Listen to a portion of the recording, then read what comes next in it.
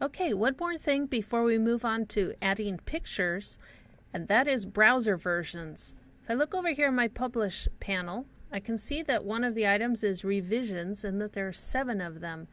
This is fantastic. WordPress hangs on to your older versions just in case you make a lot of huge changes and then somebody comes along about 2 days later and says, oh, no, we needed to go back to the way it was. Well, you've got a copy of the way it was, and to get it, go click on Browse.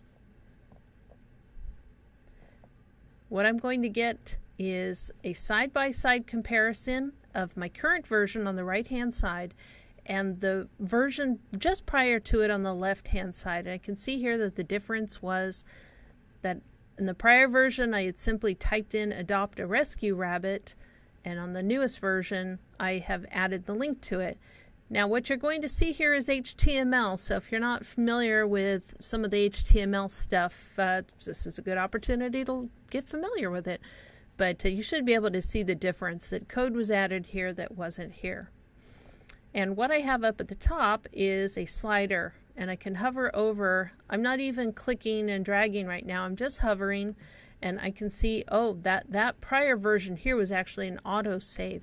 So WordPress is auto-saving versions. If you spend a certain amount of time before having saved something, it will automatically save it, but it won't publish it. It'll just hang on to it.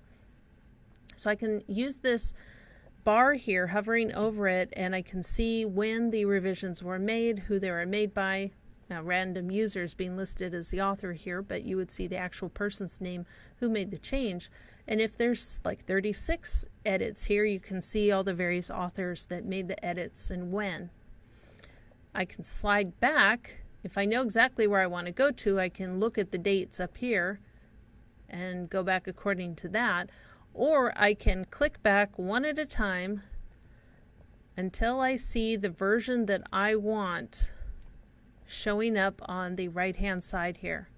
So this would be after I had taken out the strong tags and the block quote and etc., but before I had done anything else. I can also compare any 2 revisions. I can look at the timestamp and the author here, so I get a little bit more information about this version compared to this version.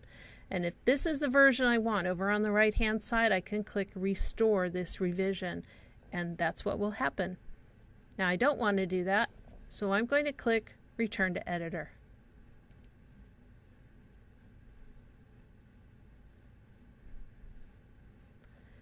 But now I know where to go if I need to go retrieve an older version.